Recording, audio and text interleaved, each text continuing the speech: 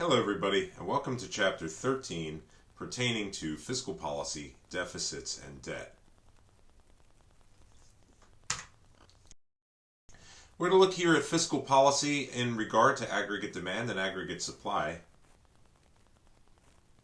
What we mean by built-in stability in an economy, the difference between expansionary and contractionary fiscal policy, recent and projected fiscal policy, problems, criticisms, and complications of it, and finally the U.S. public debt or our national debt. Fiscal policy refers to deliberate changes in government spending and taxes, and this is the result of the Congress and the President, and it's designed to achieve full employment, control inflation, and encourage growth, and it can be both discretionary or non-discretionary. During a recession, what we usually do is expansionary fiscal policy. We saw this during the shutdowns from COVID, and in this case we increase government spending, decrease taxes, a mix of both, and the overall plan of this is to create a deficit for a period of time to bring back that lost demand. During a recession, a lot of people lose jobs or have their hours cut or all of the above, and demand dries up in the economy for goods and services. So by doing expansionary fiscal policy, we try to bring that demand back. And if we look here, here's an example of it.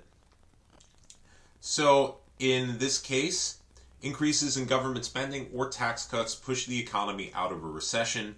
We have an MPC here of 0.75. So if the government increases spending by $5 billion or we cut taxes by $6.67 billion, remember, only the portion of the tax cut that would have been consumed is subject to the multiplier.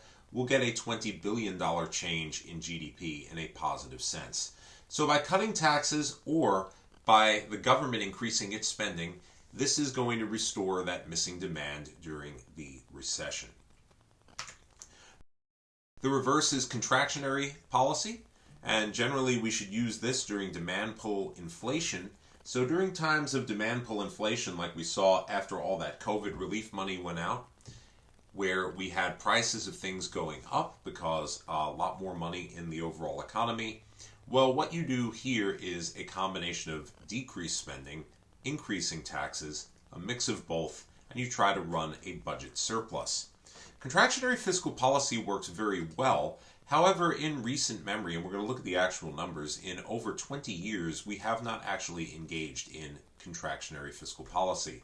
And instead, we've relied on monetary policy, or what is the purview of the Federal Reserve, to actually combat recessions and things like that. And we're going to go into why this has been happening and why this is not necessarily a positive thing. So if we look at contractionary fiscal policy here, we want to rein demand in from demand 4 to demand 3 to bring prices back down. The government here cuts spending by $3 billion. It is subject to the multiplier, and it will reduce GDP by $12 billion in this case. As a consequence, it's going to pull in demand, and that will drop our price. It's going to pull in demand, and that will drop our price here. We went from demand 3 to demand 4, caused inflation. Now we're reining it in and coming back to demand number 5 right here to get the price level back down. And that's what's going to happen. The economy at first is going to move from point B to point C right here, but this is not equilibrium. This is, and eventually the prices will come back down. So that's the point of contractionary fiscal policy.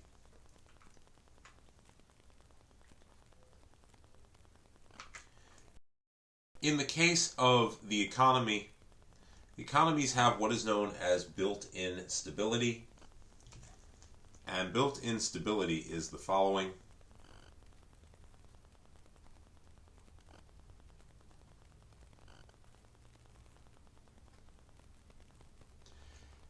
Our taxes vary with GDP. and our transfers vary inversely with GDP. So what do we mean by this? When GDP is going up, the economy is doing well, generally we collect more taxes. And as a consequence, it is a stabilizer or a bit of a brake on expansion of the economy. Transfer payments such as welfare and unemployment, they vary the other way. When the economy is doing really well, they go down. So you can consider these to be automatic stabilizers in the economy. Generally, it's desirable for spending to rise when the economy is doing poorly, and vice versa when it's doing well. Automatic stabilizers reduce instability, but they don't completely eliminate it. And tax revenues vary with GDP, so when the economy is doing good, we get more tax revenue. When it's doing poorly, we get less, and transfer payments are reversed. The size of the stability depends on how responsive the tax system is. If it's really progressive, meaning you pay a lot more taxes if you make more, it's got more of a stability effect. Progressive tax means tax rate rises with GDP. The better you do, the more tax you pay. Proportional means it's constant, so something like a flat tax. And regressive would actually be backwards, tax rate falling as GDP rises. No real countries have a regressive tax system. But tax revenues will rise with GDP under both progressive and proportional systems, and they may rise, fall, or stay the same under a regressive one. So our taxes and things like that do work as an automatic stabilizer. Less taxes are collected in recessions and more collected in times of growth. So as we look here, it's showing how tax revenues vary based on GDP, and government spending is a flat line because we assume it to be consistent or independent of GDP. So we can evaluate fiscal policy, and is it expansionary, neutral, or contractionary? And we do this by what is known as the cyclically adjusted budget. The cyclically adjusted budget is the full employment budget, or what the budget surplus or deficit would be of the federal government if taxes and spending were at full employment. Neutral fiscal policy is when tax revenues equal government spending after adjusting for things like a recession. So your cyclically adjusted budget should be zero. If you have expansionary fiscal policy, your cyclically adjusted budget shows a deficit, and if it's contractionary, it shows a surplus. So let's take a look at the following charts. So in this case, this would be no cyclically adjusted deficit. This economy is in a recession here. Tax revenue fell from 500 billion, or the red line, to 450 billion right here. So in this case, there is a deficit. However, government spending did not change, and if we were not in a recession, our tax revenue should match government spending. So if we adjust for that recession, or cyclically adjust the budget, well, in that case, we will have a situation where there is no cyclically adjusted deficit. There's a real deficit, just not a cyclically adjusted one. Now, in this case, the government decides to embark in a change of fiscal policy. So in this case, the government is going to do the following. They cut taxes. So taxes, remember, would have been 500 billion at full employment GDP, and originally we were only getting 450 because of the recession. Now the government actually is going to cut taxes by 25 billion. So our tax revenue is going to drop to 425. Our taxes, instead of being 500, now would only be 475 due to the cut. But the government also did not change spending. It's still at 500 billion. So now with the tax cut, theoretical taxes, if your economy is at full employment, would be 475, government spending 500. So now we not only have a real deficit, we have a cyclically adjusted one as well. So a cyclically adjusted budget, or deficit, or surplus, just a cyclically adjusted budget, is when we take into account what is going on in the economy. Is there a surplus or a deficit? And as a consequence, once we adjust for it, would we be running a deficit or a surplus? And if we look here, here is from the year 2000 on, the federal government actual numbers. So in up to 2001, we had a cyclically adjusted and an actual surplus. This country has not run a budget surplus in almost a quarter century. Since 2001, we have run deficits every single year without fail. And that is something that we're going to talk about a little more in a few slides. That, in my opinion, is not a very good thing. We have not run a surplus in almost a quarter century, or probably more than pretty much everybody in this class has been alive. That is not a very good thing here. That is what we've been looking at. Note, in 2009, actual deficit and cyclically adjusted were much higher. That was because of all of the spending the government was doing during that recession. And if we look at the later numbers, we see deficits in literally every year. We saw large deficits again to combat COVID and all of the money that was spent. So this has been something that has not abated. From 2000 to 2007, in 2000 we had full employment. The economy was doing very well. But then we had both the tech stock crash in 2000 and September 11th attacks in 2001. The economy hit a pretty bad slump. So multiple rounds of tax cuts were passed, but we also didn't really vary spending. If you're going to cut taxes, you should also try to cut spending to a degree for the health of the economy, and we didn't do that either. So as a consequence, we've run deep deficits in all of the years since. Since the recession, remember the recession started at the end of 2007, credit markets froze up, banks almost collapsed. The economy hit double-digit unemployment, very pessimistic, and it lasted a year and a half. The government spent close to $1 trillion in bailouts and things like that, tax rebates, and as a consequence, that's why you saw that very large deficit, both actual and adjusted, in 2008 and 9. So, what are some of the problems of fiscal policy? Remember, fiscal policy is policy from the federal government.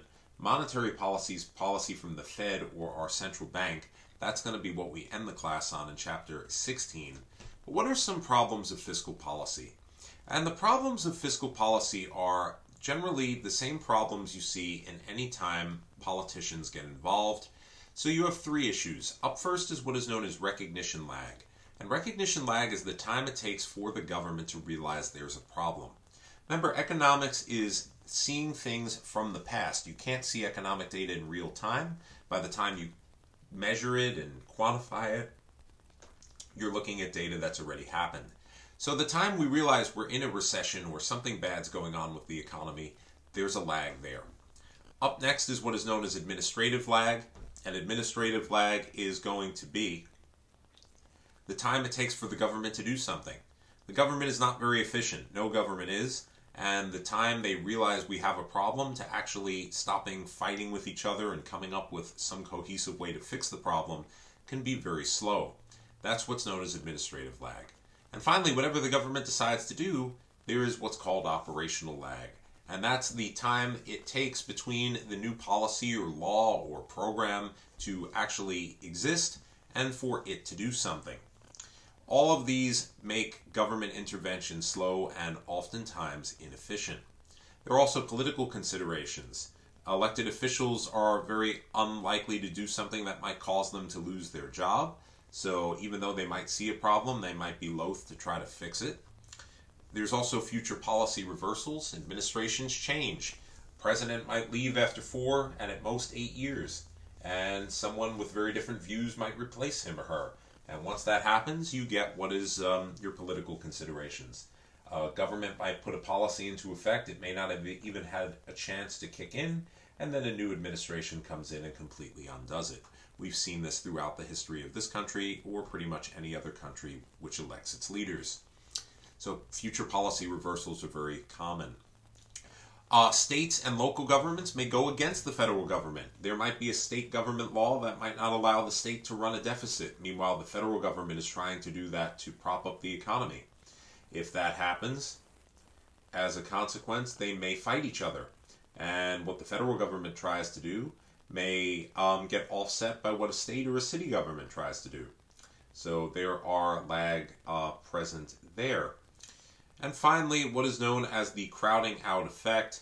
And the crowding out effect pertains to government spending When the government decides to spend a large amount of money to replace missing demand, there's one problem that can happen there. A lot of times the extra government spending doesn't add to the demand of individual people, it often may replace them. And the problem then can happen is you don't get that much more demand. The government spending takes over and pushes out private people. So that is your crowding out effect. So let's look at our next slide here. And the next slide pertains to the national debt. The national debt is the borrowing of the federal government. It's become extremely large. These numbers are out of date. These numbers are from 2019. The national debt in this country is now over $30 trillion. We spent an absurd amount of money during COVID as well. So we are looking at a situation where the national debt of this country is actually larger now than our GDP.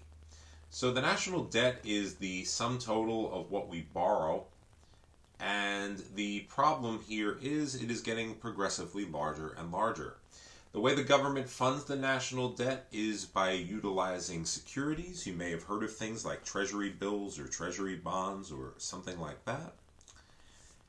And what these are debt instruments issued by the U.S. government. You buy a treasury bill, let's say, the government in a year will pay you your money back and some form of interest, and they use these to fund the debt. So in 2006, the national debt was about $8.5 trillion. Now it is around $30 trillion, and it continues to rise because the government continues to spend money. And a large amount of our public debt, or the national debt, is owned by foreign entities, about 30% of it, other countries, foreign banks, and individuals. And this is just the breakdown of where our national debt is currently being held. So the national debt is something very large, and we're going to go into some of the reasons why it can be concerning in a moment. And here is going to be federal debt held by the public as a percentage of GDP, and it keeps going up. So this is just what's held by the public, excluding the Federal Reserve. It's now over 100% or very close to it. So the national debt, if you want the current numbers, look up the National Debt Clock. That's a website online which is up to date. But the national debt is extremely large and something that continues to grow. You might be looking at the news right now and seeing how there is currently a fight over the government wanting to raise the debt ceiling. That's exactly what we're talking about here. There's a law that the debt can only go to a certain number. That's called the debt ceiling, and once it hits that, they either have to stop spending or raise it. And it seems that the government just continuously raises it, and now a few members of the government, the House of Representatives, are trying to cut spending as a consequence of raising the debt ceiling, and it's going to set up a whole thing in the near future. And this is just an example. Japan by far has the largest national debt compared to their GDP, and I believe these numbers have only since gone up, around 240%. The United States was around 80% as of 2017. It's since gone quite a bit higher. Once again, the debt held by the public, not our central bank, is approaching 100% of GDP. And if we look here, what are some of the concerns of it? Well, the biggest concerns are interest charges. Think of you borrow money on a credit card or a loan, you have to pay it back at interest. Now, that might not be that much, but in the regard to the national debt, to the tune of trillions of dollars, the interest on the national debt is extremely large. Most recently, I believe the most recent year is around $600 billion in interest alone. In 2018, the interest on the debt was 1.8% of our GDP. I believe now it's around 2.5 or even closer to 3%. So this is just money we are spending to pay the interest on our debt and not even borrow more. So the national debt can keep growing just because the interest keeps going up. We have to borrow more and more and more as a consequence. So those are some of the big problems of the national debt. Some concerns we would consider false. The government can't actually go bankrupt like you or I could. There are reasons why. However, The government could run into a situation in far future where they may no longer be able to refinance the debt. Refinance meaning borrow more to pay back what they've borrowed in the past. Why is bankruptcy not a concern? The government has the power to levy taxes. The government can print money. They can do things like that. So they can't actually go bankrupt. However, if the debt continues to grow at the rate it's been growing, the biggest problem is burdening future generations. The debt per person is a very large number. Um, Probably, it was in 2015 almost $60,000 per person. The National Debt Clock will have the current numbers. I believe it's 75 or more $1,000 per person. So that is something that is definitely a concern. And yes, the government can't go bankrupt. However, if eventually they hit a point where they can't keep refinancing their debt or borrowing, you can only raise taxes up to a certain amount. It may be a problem in the future. So the national debt, in my opinion, is something we need to be more concerned about going forward. And what are some of the issues of a large public debt? Well, it can redistribute income. The people who are wealthy who buy government bonds, and government bonds are a good investment because they're generally not risky. The government has never defaulted on their bonds before, and they pay interest. So in this case, the people who hold them are generally wealthier individuals. Meanwhile, the working taxpayers are paying the interest going to them. So it actually makes income inequality worse. Since the interest must be paid out of government revenues, if you have a large debt, a lot of your tax money is just simply going to, once again, pay the interest on your debt and not actually for productive purposes. A large amount is owned by foreigners, and that's something that people have considered concerning. However, a lot of foreign debt is owned by Americans, so that's pretty offset. But a large proportion of our national debt is owned by foreign countries, which could do damage to our economy if they decided to dump the bonds they owned or something like that. And finally, when we look at our crowding out effect, there are positive aspects of borrowing. So if borrowing is for public investment that causes the economy to grow, you could argue that the money we spent on the national debt was useful, and public investment makes private investment more attractive. So if the government is spending the money they're borrowing on things to help grow the country, you could argue it's not necessarily a negative thing, building new highways or trains or roads or airports or bridges. However, you're going to see on the next few pages where most of our national debt is currently going and why it's becoming more and more of a problem. In this, once again, this is not a morality class, but the two biggest issues facing the United States in regard to spending are Social Security and Medicare. Social Security, most of the projections are it will run out of money by the early 2030s. And Social Security, everybody who works, you pay a portion of your salary into it. It's supposed to guarantee you get an income when you retire. The issues with Social Security are the following. When Social Security was created in the 1930s, our population was rapidly growing, so the amount of people retiring were a lot less than the people entering the workforce in successive years. That is no longer the case. As we looked in the productivity chapter, our population is actually quite stable, and as a consequence,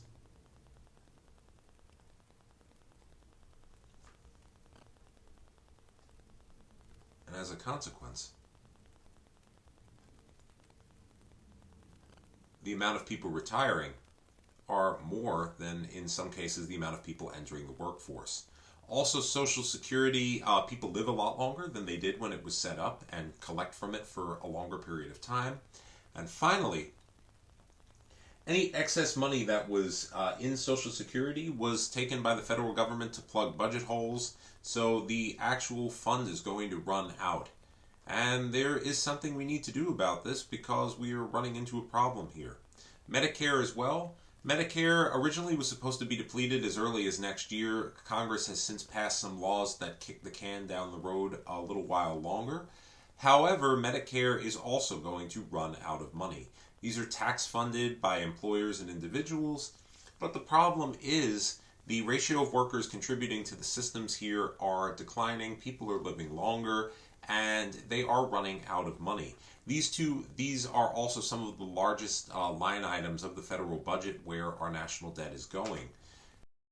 So There's no necessarily good way to fix this, but some options are things like increasing the retirement age, increasing the portion of earnings subject to taxing for Social Security. However, that's deeply unpopular. Any tax increase is. Disqualifying wealthy individuals from Social Security, also deeply unpopular, because what do you consider to be wealthy?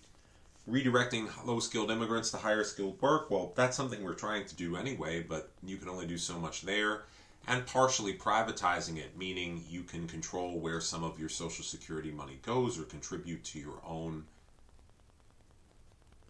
retirement, things like that. So there are many solutions, but all of these are political bombs which a lot of people don't want to tackle. And back to our previous slides about why, even when the government realizes there's a problem, there's that lag of doing something about it. This is something that is ongoing with Social Security and Medicare. So keep that in mind, and that's where we're going to end chapter number 13.